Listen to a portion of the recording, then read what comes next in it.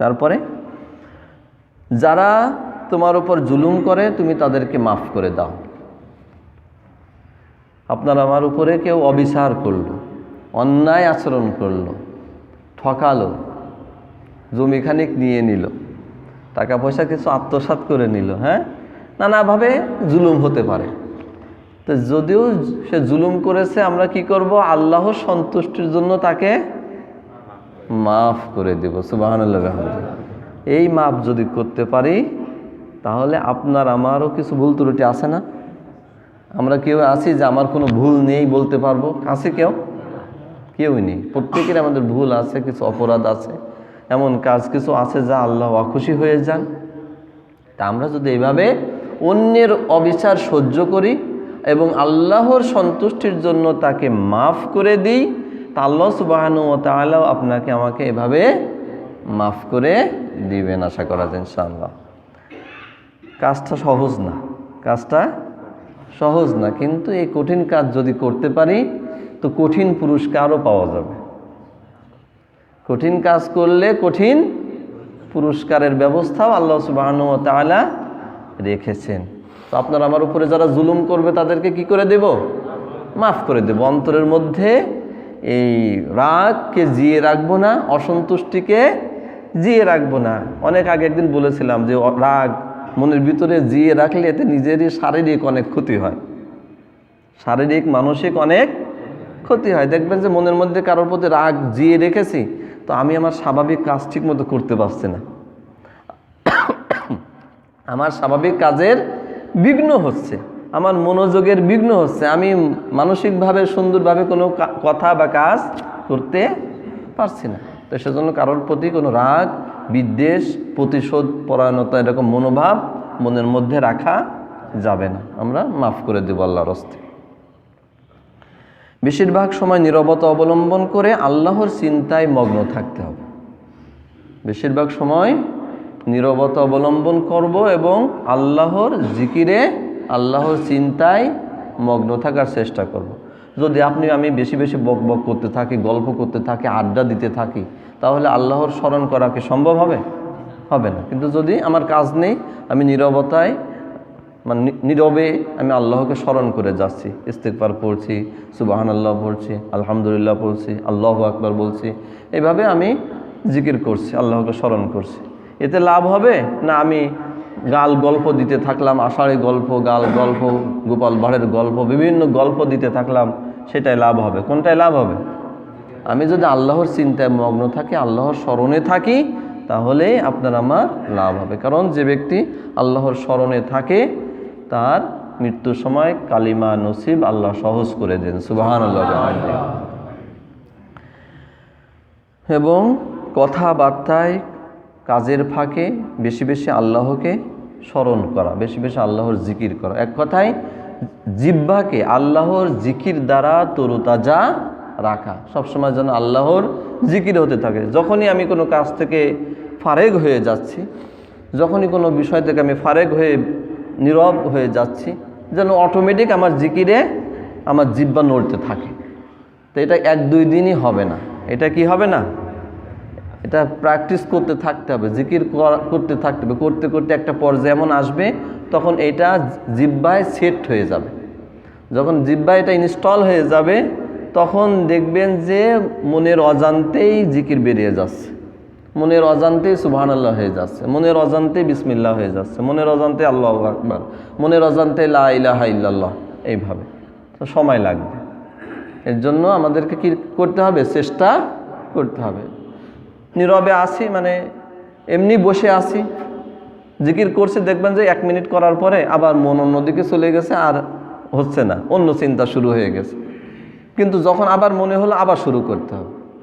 হাঁটছি জিকির করতে করতে, চলছি জিকির করতে করতে, ঘুমাতে যাচ্ছি জিকির করতে করতে, খাচ্ছি মাঝে মধ্যে আলহামদুলিল্লাহ বললাম, মাঝে মধ্যে সুবহানাল্লাহ বললাম, ভালো একটা দৃশ্য দেখলাম সুবহানাল্লাহ বললাম। এভাবে আল্লাহর জিকিরের ব্যাপারে আমাদের কি করতে হবে?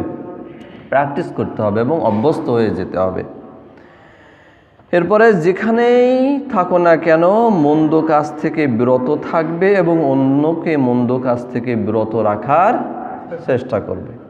যেখানেই থাকি না কেন, যে অবস্থায় থাকি না কেন, পাপ থেকে দূরে থাকতে হবে। নিজেও যেমন দূরে থাকব, অপরকেও দূরে রাখার চেষ্টা করব। পিতামাতার সাথে সবসময় সুন্দর আচরণ করব। পিতামাতা আমার জমিতে কম দিয়েছে, এক ভাইকে হয়তো বেশি দিয়েছে, কে আমার সাথে জুলুম করেছে, খারাপ ব্যবহার করেছে, কোনো কিছুই সন্তানের বিচার করার কোনো অধিকার নেই। পিতামাতা মুশরিক হোক, কাফির হোক, ইহুদি হোক, আপনি আমি পিতামাতার সাথে সুন্দর আচরণ করতে বাধ্য। তাদের সাথে খারাপ ব্যবহার করার কোনোই সুযোগ, কোনোই পথ ইসলাম খোলা রাখেনি। তো পিতামাতার সাথে সর্বদা কি করব? সুন্দর আচরণ করব, তাদের খেদমত করার চেষ্টা করব। প্রিয় ভাইয়েরা আমার, কিছু উপদেশমূলক হাদিসের আলোকে আপনাদের সামনে উপস্থাপন করলাম। তো পরিশেষে অনেকেই জেনে গেছেন ইতিমধ্যে, আমি অনেককে জানিয়েছি, অনেকে হয়তো জানেন না যে অফিসিয়ালি আজকের জুমায় আপনাদের সাথে আমার শেষ জুমা, খতিব হিসেবে আজকেই শেষ। এরপরে হয়তো জুমা হলেও আপনাদের সাথে মুসল্লি হিসাবে জুমা আদায় হতে পারে।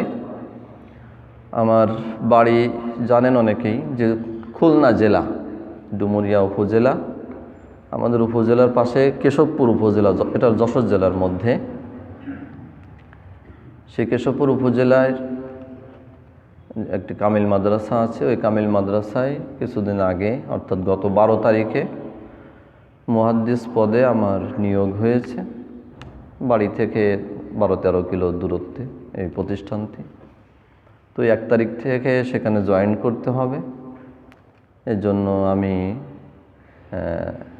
মসজিদের দায়িত্ব থেকেও অব্যাহতি নিচ্ছি। আগামী সোমবার পর্যন্ত আমি আছি। তো জুমা যেহেতু আজকেই শেষ, সেজন্য আপনাদের কাছ থেকে দোয়া নিতে চাই। আমি 2012 সালের এপ্রিল মাসের 19 তারিখ থেকে এই মসজিদের দায়িত্ব পালন করে আসছি। তো আমি একজন ক্ষুদ্র মানুষ, নগণ্য মানুষ। আমার এলেম কালাম অনেক দিক দিয়ে অনেক দুর্বলতা আছে। তো এই দীর্ঘ সময়ে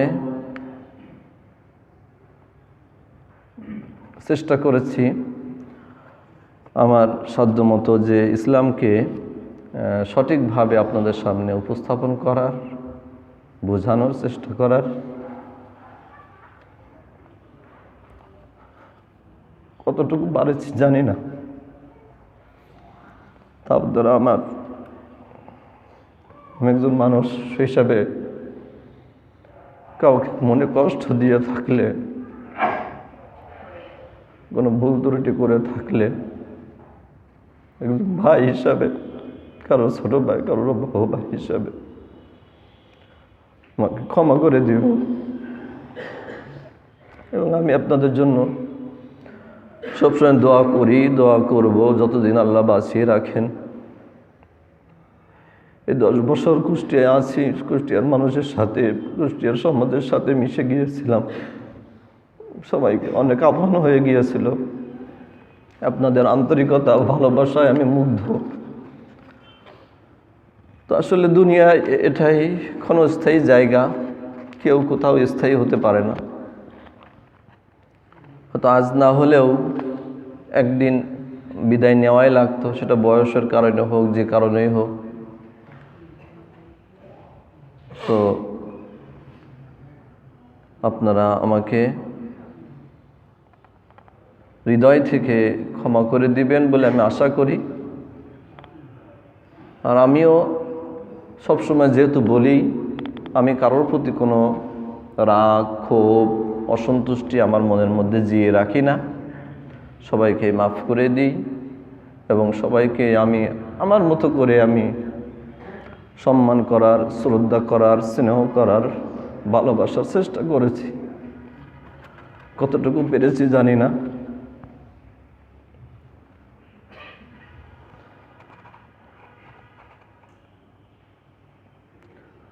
জুমার দিন আলোচনা করতে করতে অনেক সময় দেরি হয়ে গেছে, আপনারা হয়তো অনেকে কষ্ট পেয়েছেন। কোরআন হাদিসের সঠিক কথা বলতে গিয়েছি, অনেক সময় তো অনেকে কষ্ট পেয়েছেন। আসলে কাউকে কষ্ট দেওয়ার জন্য কোনো কথা আমি বলি নাই।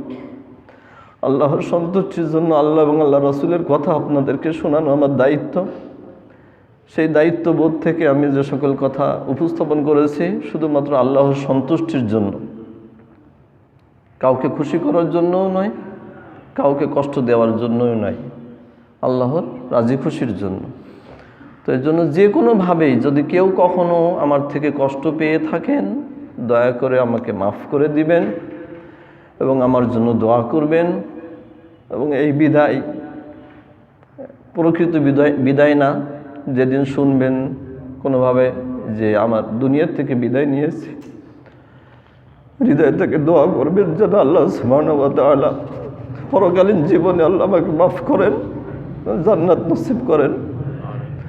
আপনাদের জন্য আমি দোয়া করি আল্লাহ যেন দুনিয়াতে ঈমান আমলের সাথে সকলকে রাখেন এবং পরকালে যেন আমরা যেন এইভাবে একসাথে এক জায়গায় জান্নাতের মধ্যে উপস্থিত হতে পারি।